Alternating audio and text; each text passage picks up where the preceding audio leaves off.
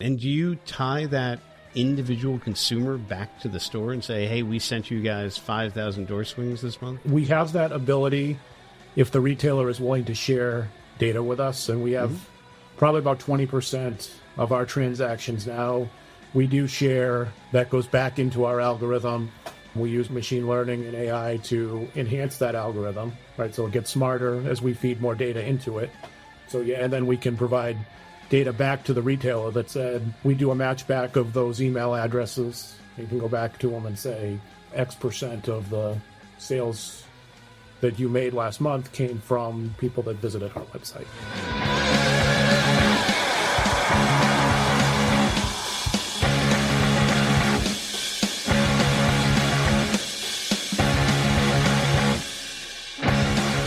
Hello and welcome to Make It, Move It, Sell It. On this podcast, I talk with company leaders about how they're modernizing the business of making, moving, and selling products. And of course, having fun along the way. I'm your host, Adam Honig, the CEO of Spiro.ai. We make amazing AI software for companies in the supply chain, but we're not talking about that today.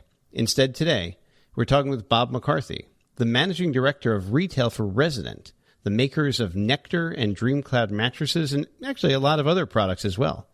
Welcome to the podcast, Bob. Thank you, Adam. Thank you for having me. Yeah, it's a pleasure. Maybe you could just kind of tell us a little bit about Resident, because people are a little bit more familiar with the brands than the company, perhaps. So Resident started in 2017 with one brand, Nectar, which has become our flagship brand. Quickly grew in the digitally native space. So we're a digitally native brand. We sold 100% online in the first couple years of existence. We grew to 40 million in year one. Year two, broke 200 million. I joined the company in 2018 as managing director of retail. They felt a need to create an omni-channel experience and really create an opportunity for our consumer that wanted to try our product before they actually made the choice to buy it and position it across brick and mortar retail stores throughout the country. So we started in 2018, shipped our first product the end of 2018. So 2019 was our first full year. And since then, we've grown to about 4,000 store locations across the U.S. On the wholesale side of the business, we're eclipsing over almost $200 million in sales annually on the wholesale side of the business. So. Wow, it's like you're a AI startup or something like that, just kind of going crazy with growth. Yeah, I mean, I joined Residents with kind of a startup mentality, even though they were a couple years old. What I was building was really a startup within a startup. And having come from a previous company, West Creek Financial, which is now called Qualify, that was also a startup that I joined as their fifth employee, spent a couple years there helping them scale. I kind of had that in my blood. It's a heck of a lot of fun building companies from scratch. Yeah, no, I certainly know about that. I mean, it can be challenging, but it's super rewarding as well.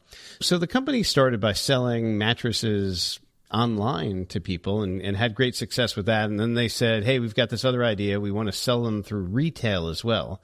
Talk to me a little bit more about the strategy behind that. So when you look at a mattress purchase, I mean, we literally can talk to, at any given time, about 10% of the U.S. population is what we'll call in market for a mattress. Our marketing teams have built really an amazing algorithm that can connect with consumers that are in market. So when you look at some other companies out there that do more brand awareness advertising, that is a much less efficient spend of the marketing dollar. We spend our marketing dollars extremely efficiently, bringing lots of people to our website, literally tens of thousands a day in some cases. Some of those actually buy on the site, but then there's a lot that kind of sit in the funnel, which we continue to interact with them. The data showed that the number one reason that they weren't purchasing was they would like to try the mattress. 55% of consumers said, I would like to try it before I actually make the decision to buy. So I love what you're telling me.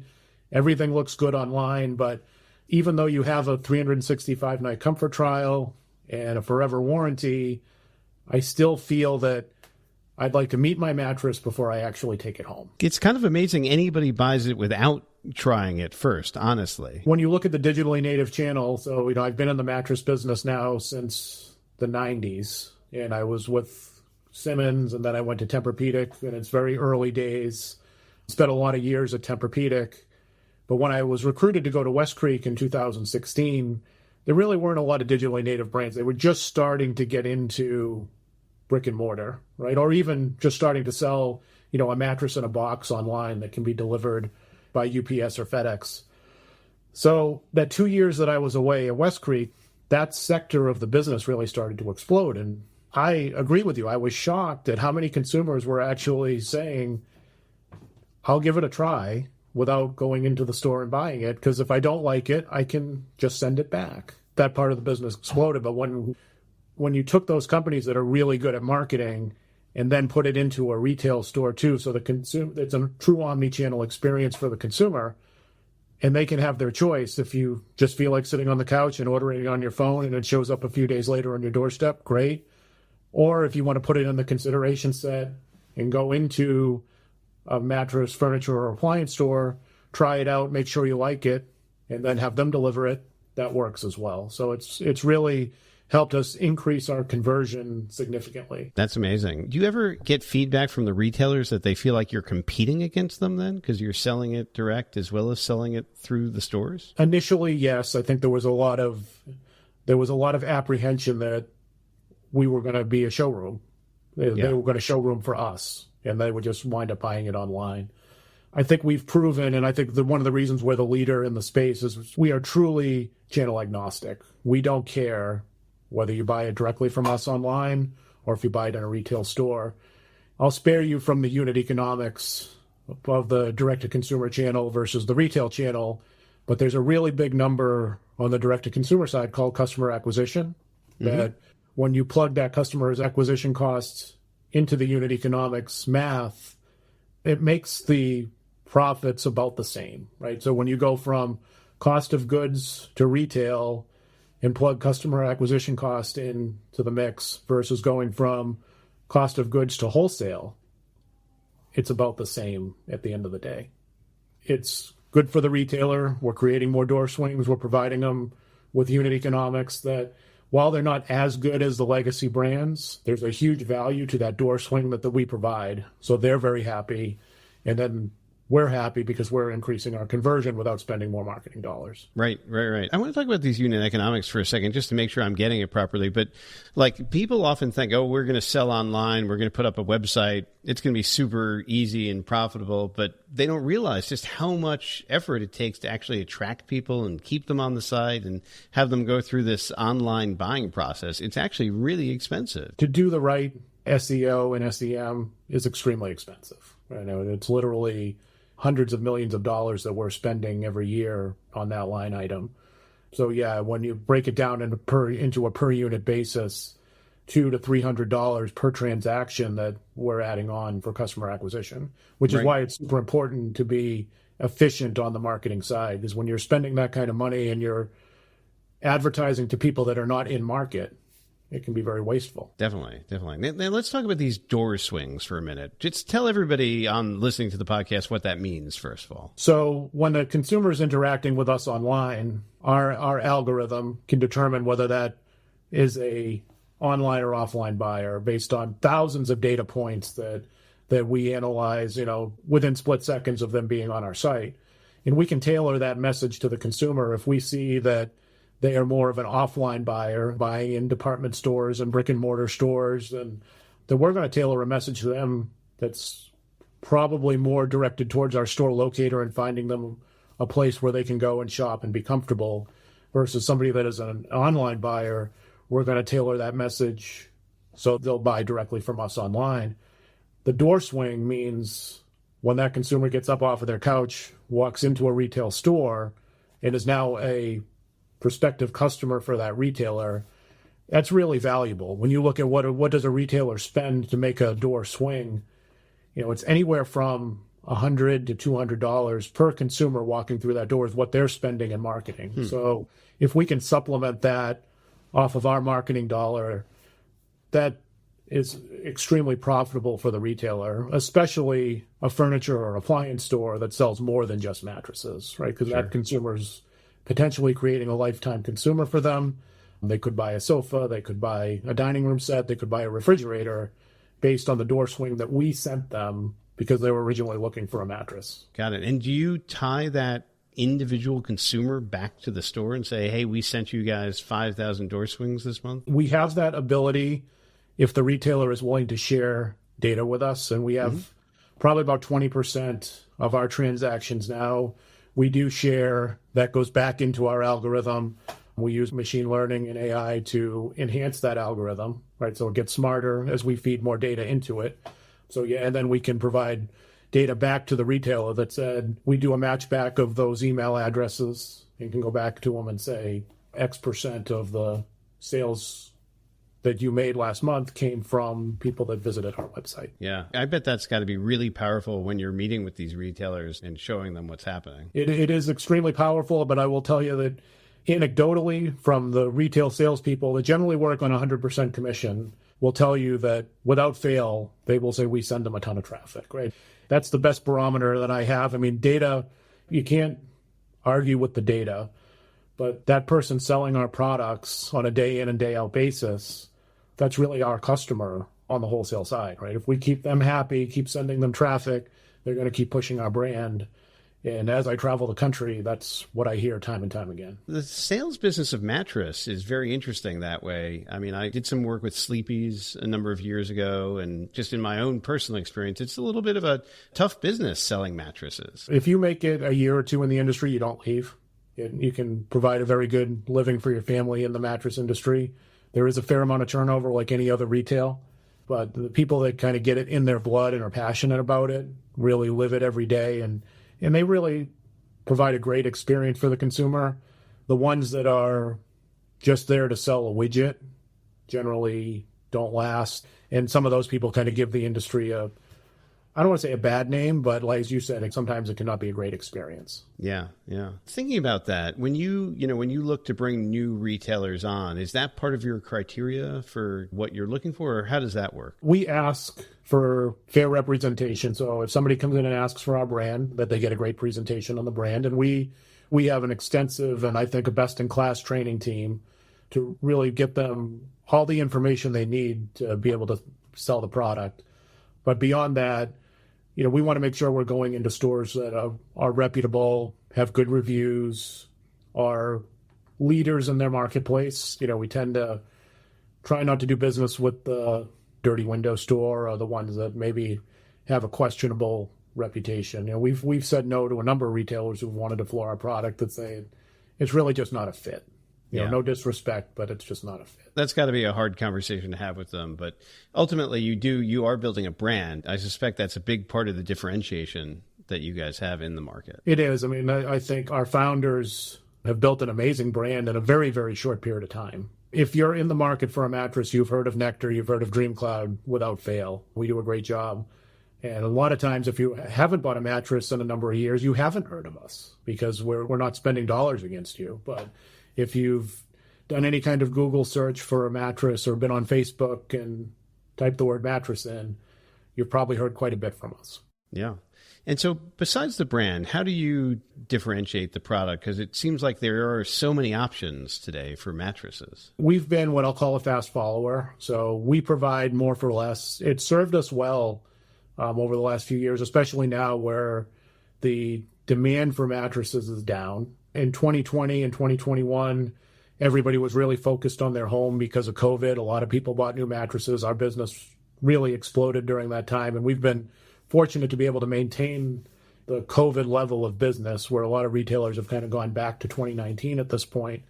We've been very fortunate in that space. But I think where we are fortunate because we've been able to offer a great product at a very, very fair price. When somebody buys the mattress from the retailer, do they pick it up in the store or does it still get shipped to them through the mail? It can be really one of three ways. They can pick it up in store. We're in an instant gratification world, so sometimes people don't want to wait 5 or 6 days for UPS or FedEx to show up. The retailer generally keeps stock in their warehouse so they can make the delivery, which it's a slightly enhanced delivery versus UPS or FedEx just showing up and leaving it on your doorstep. So they're actually bringing it in and setting it up in those cases. Or, the boxes of ours will fit in the back of a Prius, right? So you just put it in the car and take it home. Yeah, yeah. That that's really a win for everybody too, because the consumer is getting instant gratification. It's very easy to set up, might be a 2-person job, but still relatively easy. The retailer's saving on having to send a truck with 2 people on it to go and set up and take away. So it really becomes a win for everyone across the board. Yeah. You mentioned training a little bit earlier. So this is a big part of the strategy to keep the retailers engaged. What else do you do to try to really engage with those salespeople that are selling the product, essentially? Retail engagement is one of the most important things we do. So we try to, make our trainings fun. It's not one of our reps saying 2 inches of this type of foam and 3 inches of this type of foam and this really nice cover. It's really less about that and more about how the product can give a better night's sleep, but also making it fun. We have to do more virtually now. So we use programs like Slido, for example. I don't know if you're familiar with Slido, but it's an interactive app that ties into a PowerPoint or Google Slides presentation that allows us to do quizzes or polls or just get feedback from them in real time and shows on the screen. And it's a lot of fun. We can gamify the training a little bit and keeps the RSA, more retail sales associate, more engaged. Maybe we should do that for one of our webinars. That sounds very interesting. It is. It's a lot of fun. Yeah. And do you have prizes and stuff like that too? Is that part of the fun? We do. Sometimes we'll raffle off a mattress. Sometimes we'll do gift cards, things like that. But again, things to keep it fun, or our training team will sometimes come up with fun themes and dress up appropriately for whatever that theme is. We've had people dress up as Mother Nature. We've had people dress up as a Nectar bee. So just trying to kind of keep it at a fun level. So when we come calling for the next meeting, people want to be part of that. Yeah. Nobody wants to hear product specs, right? I mean, that's the thing. You got to really drive to engage people on something that they're interested in. And we want to provide more than just the specs. And we also don't want to be the pizza and donut delivery people. Feeding them is important. Don't get me wrong. I like to eat too, but that shouldn't be the reason that people want to come to our meetings. Yep, I understand.